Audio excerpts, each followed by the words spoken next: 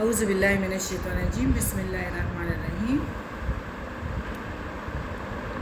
السلام علیکم ورحمۃ اللہ۔ کیا حال ہے سب کا؟ اللہ تعالیٰ ہم سب امانت سے رکھے۔ اللہ تعالیٰ جو کچھ اللہ تعالیٰ نے ہمیں ادھر دیا ہے، خدا کرے کہ ہم یہ اس قرآن پاک کو پکڑ لیں، اس رسی کو مضبوطی سے پڑھ لیں، کیونکہ زندگی تو دھوکہ ہے اور اس دھوکے میں نہ رہیں، ورنہ ایک ہار ہے جو پھر اس کو مطلب ساری زندگی ہم نے بھٹکنا پڑے گا۔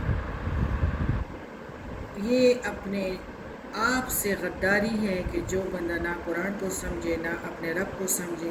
حب وہ ہے کہ انسان کے دل میں ایک اللہ تعالیٰ کی محبت جو ہے وہ بیدار رہے، اور محبت ایسی چیز ہے کہ جس کے دل میں اللہ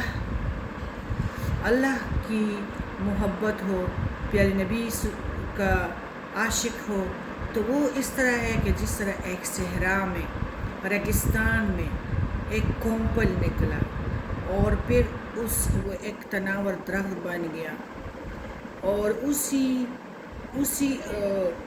کو اللہ تعالیٰ پھر حب والے کو اللہ تعالیٰ پھر پانی بھی دیتا ہے۔ بی بی ہاجرہ کی مثال آپ لوگوں کے سامنے ہے، اس طرح سارے انبیاء کا۔ تو حب کا اس طرح ہے کہ اللہ تعالیٰ گاڑیوں سے، بنگلوں سے، بھیٹوں سے، زیورات سے، ادھر گیا، یہ سب کچھ ہے، لیکن اس میں یعنی اپنے اللہ تعالیٰ کی محبت کو انسان ضائع نہ کرے، اللہ کی محبت اپنے دل میں رکھے، پیارے نبی کے ساتھ عشق رکھے، تو وہی بندہ کامیاب ہے، پھر دنیا میں بھی کامیاب رہا اور آخرت میں بھی تو اکثر کامیاب انشاءاللہ، اکثر لوگ کامیاب ہی رہیں گے انشاءاللہ ایمان والے، لیکن حب پیدا کرے، اللہ تعالیٰ کی محبت دلوں میں پیدا کرے۔ اللہ تعالیٰ کی محبت کس طرح دلوں میں پیدا ہوتی ہے؟ جس کو قرآن کے ترجمے کا علم ہو، جن کو علم ہو گیا تو الحمدللہ وہ اس دھوکے والی دنیا سے آسانی سے نکل گیا اور اس کا تجارت کامیاب ہوا۔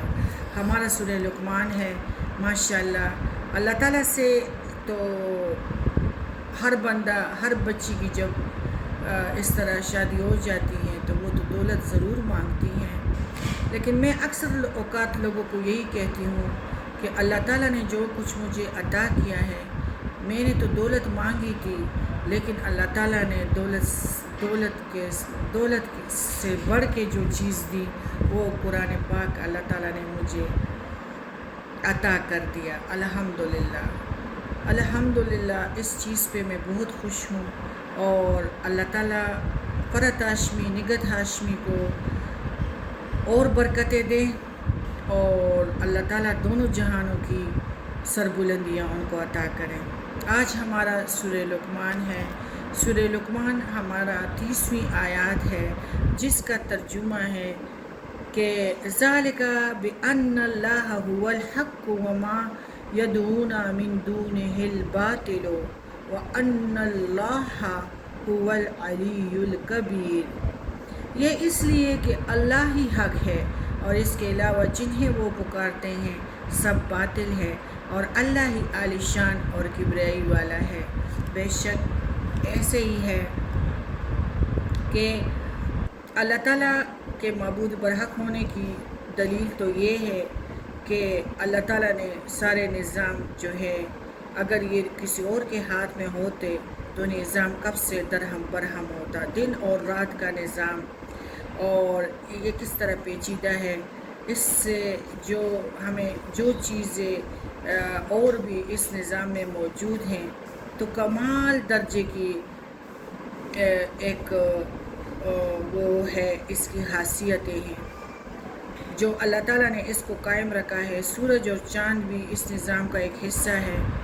اچھا، سب سے بڑی بات یہ ہے کہ سورج چاند اللہ کے سوا جن چیزوں کو لوگوں نے معبود بنا کر رکھے ہیں، یا سورج اور چاند کی عبادت کر رہے ہیں یا انہیں پکارتے ہیں، اور انہوں نے سورج و چاند یا جس درخت نے یا پہاڑ نے یا کسی گھوڑے نے یا کسی چپکلی نے یا کسی بندے نے کیا بنایا ہے؟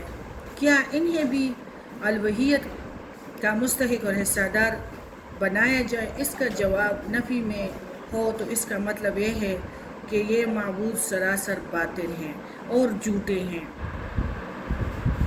کائنات کی ہر چیز سے اس کی شان بھی بلند اور بڑائی میں بھی کائنات کی ہر چیز سے اللہ ہی بڑا ہے، اور ان دونوں صفات کا ثم استویٰ علی العرش میں پائے جاتے ہیں کہ ایک لطیف سا اشارہ ہے کہ اللہ تعالیٰ نے یعنی سب کچھ بنا کے پھر اللہ تعالیٰ عرش پہ بیٹھ گئے۔ اللہ تعالیٰ نے کشتی اور جہازوں کے سطح آب پر چلنے میں اللہ کی کئی نشانیاں اور مہربانیاں ہیں۔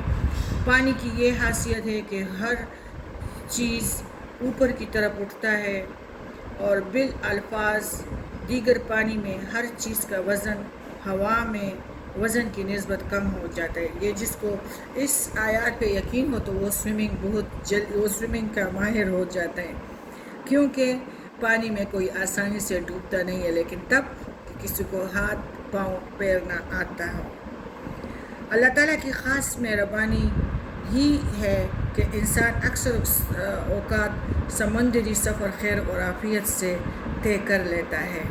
اللہ تعالیٰ کی خاص مہربانی ہی ہے کہ انسان رات گزار لیتا ہے اور وہ عافیت سے صبح کی گھڑیوں میں داخل ہو جاتا ہے، یا انسان دن سے لے کے رات کے آرام والے وقت میں داخل ہو جاتے ہیں۔ سب اللہ کے کام ہے، یہ کسی بندے کا کام نہیں ہے، یہ کسی قبر میں مدفون لوگوں کا کام نہیں ہے، یہ کسی درختوں کا اور پہاڑوں کا کام نہیں ہے، یہ صرف نہ چاند اور سورج ستاروں کا کام ہے، یہ اللہ کا کام ہے۔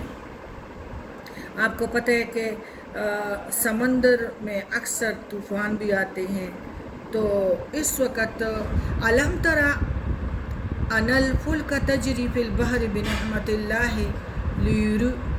لیریکم من آیاتہ ان فی ذلک الآیات لکل صبار شکور۔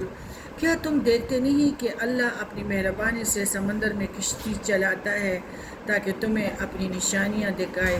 اس میں ہر صابر اور شاکر کے لیے بہت سی نشانیاں ہیں۔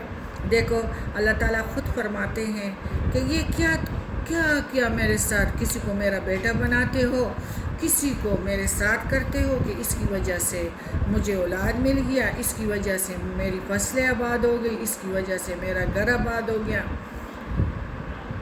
اور پھر اس کو ایسے پکارتے ہو کہ اللہ کو بھول جاتے ہو۔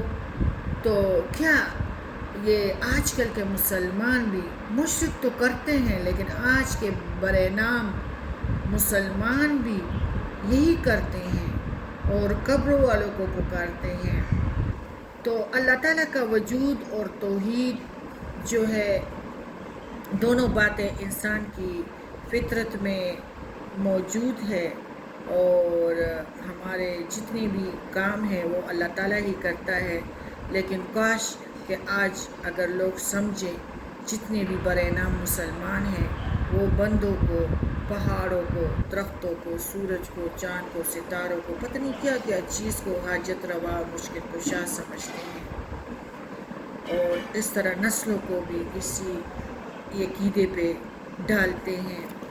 ہمارے رب العالمین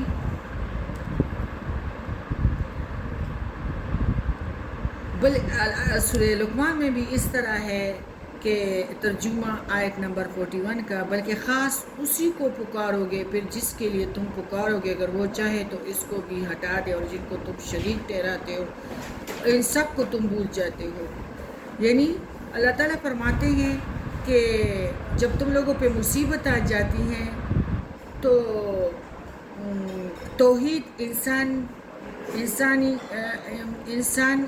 انسانی فطرت کی آواز ہے۔ انسان ماحول یا آباء و اجداد کی کیا ہے نقش قدم پہ چلنے کی وجہ سے مشرکانہ عقائد اور اعمال میں تو مبتلا رہتا ہے، اور غیر اللہ کو اپنا حاجت روا مشکل کشا سمجھتا رہتا ہے، اور اسی طرح نظر و نیاز بھی انہی کے نام نکالتا ہے۔ لیکن جب اصل موقع آتا ہے اور اس کو کوئی بھی نظر نہیں آتا، تو جب مصیبت میں مبتلا ہو جاتا ہے، دوچار ہوتا ہے، تو پھر سب کو بھول جاتا ہے، اور فطرت پھر اس انسان پہ جو ابھی تو بہت ہی جنڈے اور حلیمے لے کے جا رہا تھا کسی قبر میں مدفون ہو کسی، لیکن فطرت سب جب مصیبت میں آ جاتا ہے تو پھر یہ ساری چیزوں کو بھول جاتا ہے، اور فطرت ان سب پر غالب آ جاتی ہے، اور بے اختیار وہی جو شرک کرتا تھا اور دوسروں کو معبود سمجھتا تھا، تو بے اختیار وہی انسان پھر اسی ذات کو پکارتا ہے جس کو پکارنا چاہیے، یعنی رب العالمین اللہ کو پکارتا ہے۔ کاش لوگ اسی فطرت پر قائم رہے کہ نجات آخری تو مکمل طور پر اس صدائے فطری یعنی لا الہ الا اللہ ہو، توحید کے اختیار کرنے میں یہ کامیاب ہو جائے۔ اللہ تعالیٰ ہی ہے کہ وہی حاجت روا ہے اور وہی ہی مشکل کشا ہے۔ ہماری رب العالمین آیت نمبر یا ایھا الناس اتقوا ربکم واخشوا یوما لا یجزی والد عن والدیہ ولا مولود هو جاز عن والدیہ شیئا ان وعد اللہ حق فلا تغرنکم الحیاۃ الدنیا ولا یغرنکم باللہ الغرور۔ اور پھر اسے پکارتے ہیں، پھر جب وہ انہیں بچا کر خشکی تک لیتا ہے تو پھر کچھ ہی لوگ حد اعتدال پہ رہتے ہیں، اور یہی ہماری نشانیوں کا انکار صرف وہی کرتے ہیں جو غدار ہے اور ناشکری ہیں۔ غداری کس سے کرنی ہے؟ اپنی جانوں پہ۔ کل قبر میں جاؤ گے، قبر سے نکلنا بھی نہیں ہے، کیونکہ آپ کو پتہ ہے کہ 2-3 ٹرالیاں کی مٹی انسان پہ پڑ جاتا ہے۔ اپنی جانوں پہ ہی اپنی جانوں کے ساتھ ہی دھوکہ ہے۔ اللہ تعالیٰ کے بادشاہی میں تو کوئی کمی آ ہی نہیں سکتی، وہ تو بادشاہ ہے، وہ تو بادشاہوں کا بادشاہ ہے، وہ تو کسی سے ڈرتا نہیں ہے۔ اس نے یہ قرآن ہمارے لیے ترجمے کے لیے بھیجا تھا تاکہ اس کو ہم اپنے ساتھ ہی پڑھیں، اور میں آپ لوگوں کو یہ ڈور ٹو ڈور تک یہ پہنچا رہی ہوں اور آپ کو دے رہی ہوں، تو اس کو اگر اس کے باوجود بھی آپ ٹس سے مس نہیں ہوئے تو یہ تو اور بات ہے کہ دھوکہ باز سے آپ لوگوں نے دوستی کر لی ہے۔ دھوکہ باز کون ہے؟ شیطان۔ اور 70 دلبراں کون ہے؟ اللہ۔ ہمارا اس میں کوئی وہ نہیں تھا کمال کہ ہم مسلمانوں کے گھروں میں پیدا ہوئے ہیں اور ہمیں اسلام عطا کیا ہے۔ کتنے خوش قسمت تھے ہمارے امریکی باکسر محمد علی کہ وہ کتنے اپنے دین پہ خوش تھا کہ اللہ تعالیٰ نے مجھے مسلمان کر دیا، اس نے نام بھی رکھا محمد علی۔ تو ہم تو بہت ہی خوش قسمت ہیں، ہمارا تو اس میں کوئی کمال نہیں تھا کہ ہم مسلمانوں کے گھروں میں پیدا ہوئے۔ کیا اب بھی ہم یہ کہیں گے کہ ہمیں قرآن کے ترجمے کا نہیں پتہ تھا، ہم اس لیے دھوکے میں رہے اور شیطان کے ساتھ ہی رہے؟ نہیں، ہر 5ویں گھر پہ قرآن پاک ترجمے کے ساتھ پڑھایا جاتا ہے، اور سمجھنے کی اگر کوئی کوشش کرے تو وہ کبھی بھی دھوکہ نہیں کر سکتا۔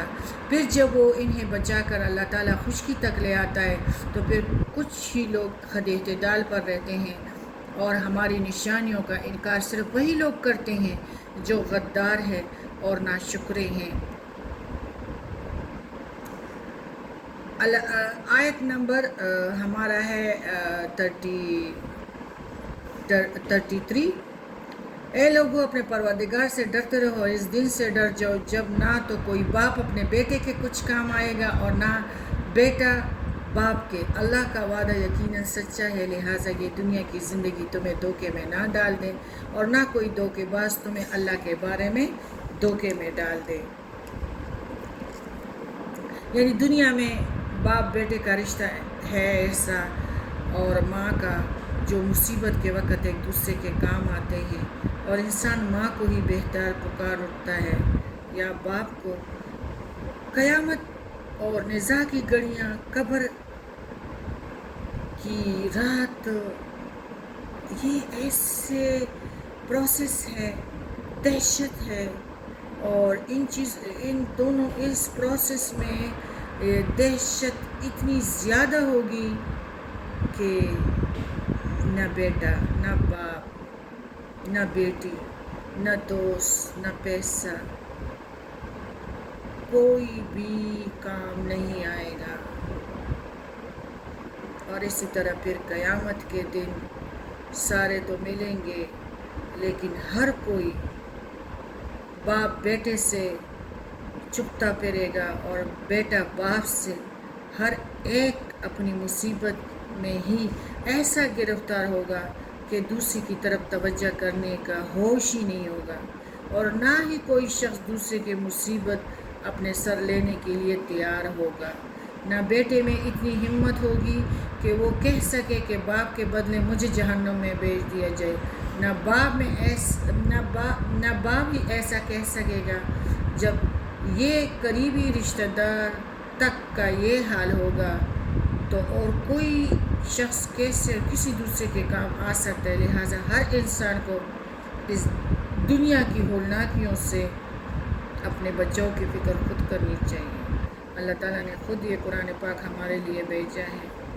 آخرت دنیا دھوکہ ہے، اور دنیا ہی میں اس دھوکے سے بچو، اور قرآن پاک کو اٹھاؤ اور اس کو ترجمے سے سمجھو، اور اس کی تفسیر احادیث کے سے سمجھو، تاکہ تم لوگ اپنی آبادی کر سکو۔ نبی کریم صلی اللہ علیہ وآلہ وسلم نے کوہ صفا پر چڑھ کر اپنے قریبی رشتہ داروں کو بلایا۔ آپ کو پتہ ہے کہ تبت یدا کا پھر آیات بھی آیا، تو وہ بھی یہی کہنا چاہ رہے تھے کہ اس نے پیارے نبی نے قریبی رشتہ داروں کو بلایا کہ ہر ایک کا نام لے لے کر فرمایا تھا کہ اپنی فکر خود کر لو، اس دن میں تمہارے کسی کام نہیں آ سکوں گا۔ ایک جس سے پیارے اللہ تعالیٰ نے محبت کی ہے، وہی لاڈلا نبی، اگر وہ یہ کہے اور یہ فرمائے کہ میں تم لوگوں کے کام نہیں آ سکوں گا، یہ دنیا مولت ہے، اس میں دھوکے میں نہ پڑو۔ اور مقصد یہ جو ہے ہماری جو قرآن پاک ہے، تو اس کو سمجھو اور اس کی قدر کرو، اور جو وہی ہے اس کے مطابق اپنی زندگی گزارو، اور بلند سے بلند تر ہو جاؤ۔ تو یہی بات ہے کہ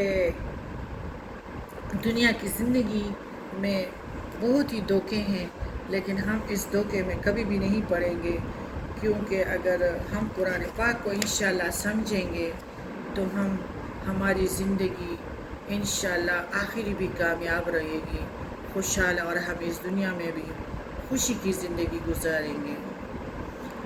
اور جب اللہ تعالیٰ کی رضا کو معاشرے سے نہیں ڈریں گے اور اللہ تعالیٰ کی خوشی کو خوشی سمجھیں گے، تو انشاءاللہ اللہ تعالیٰ کی رضامندی میں پھر یہ مزے ہیں کہ ایک تو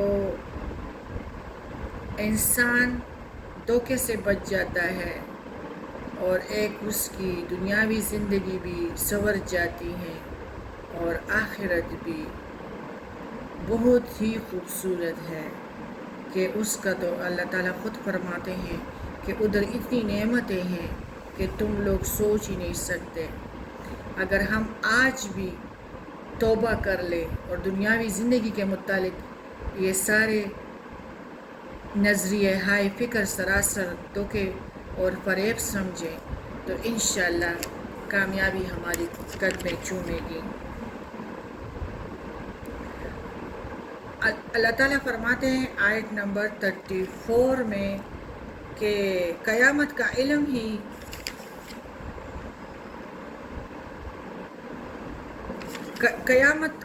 علم اللہ ہی کے پاس ہے، اور اس کو کوئی بھی نہیں جانتا۔ وہی بارش برساتا ہے، وہی جانتا ہے کہ ماں کے پیٹ میں کیا کچھ ہے، اور نہ ہی کوئی یہ جانتا ہے کہ کل کیا کام کرے گا، اور نہ ہی یہ جانتا ہے کہ کس سرزمین میں وہ مرے گا۔ اللہ ہی ہے جو سب کچھ جاننے والا اور بڑا باخبر ہے۔ یعنی فَمَن يَعْمَلْ مِثْقَالَ ذَرَّةٍ خَيْرًا يَرَهُ وَمَن يَعْمَلْ مِثْقَالَ ذَرَّةٍ شَرًّا يَرَهُ۔ خیر بھی اللہ تعالیٰ لکھتا ہے، بندوں سے گلہ نہیں کرنا چاہیے، اس لیے پھر مضبوط دل والے بن جاؤ گے، بے نیاز ہو جاؤ گے۔ اگر پیدل بھی چلو گے تو پاؤں کی طرف آپ لوگوں کا دھیان ہوگا، 11 کروڑ کی گاڑیوں پہ دھیان نہیں ہوگا۔ پاؤں پہ شکر کرو گے کہ اللہ شکر ہے تو نے پاؤں عطا کیے تھے تو میں چل رہا ہوں، تو نے مجھے آنکھیں دی ہیں تو میں دیکھ رہا ہوں تیری سبز درخت اور یہ ماحول۔ تو بات یہ ہے کہ اللہ تعالیٰ قیامت، قرآن کا علم کسی کے پاس آ گیا تو وہ جیت گیا۔ حضرت اکثر یہ بندے بھی دل میں کہتے ہیں پتہ نہیں قیامت ہے کہ نہیں ہے، موت کے بعد پتہ نہیں یہ قبر کی سختی ہے کہ نہیں ہے، سب کچھ ہے۔ یہ مشرکین بھی پوچھتے تھے، کفار مکہ بھی اکثر اس طرح پوچھتے رہتے تھے کہ قیامت کب آئے گی۔ ابھی جب وہ اسی چین میں ہے تو کہاں پہ ہے؟ صحابہ کرام ماشاءاللہ کتنی بلندیوں میں ہیں۔ تو اس کتاب کا مذاق جس نے اڑایا ہے اس کا جواب اللہ تعالیٰ نے ہی دیا ہے۔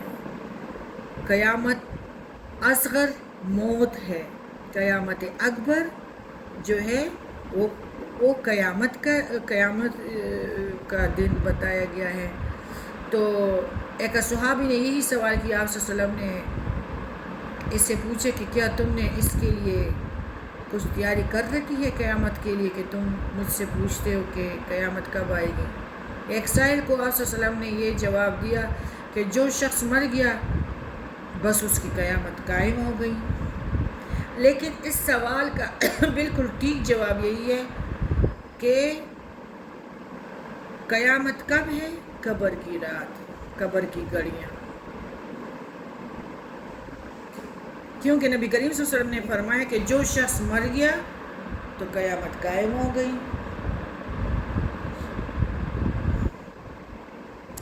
سیدنا ابو ہریرہ فرماتے ہیں کہ ایک دن نبی کریم صلی اللہ علیہ وسلم ہمارے درمیان بیٹھے ہوئے تھے، ایک آدمی پیدل چلتا ہوا آیا، یہ جبرائیل علیہ السلام تھے، کہنے لگا یا رسول اللہ ایمان کیا ہے؟ آپ صلی اللہ علیہ وسلم نے فرمایا ایمان یہ ہے کہ تو اللہ اور اس کے فرشتوں اور اس کے نازل کردہ کتاب اور اس کے پیغمبروں پر ایمان لائے اور قیامت کے دن اس سے ملنے کا یقین رکھے اور مر کر جی اٹھنے پر ایمان لائے۔ پھر وہ کہنے لگا اسلام کیا ہے؟ آپ صلی اللہ علیہ وسلم نے فرمایا تو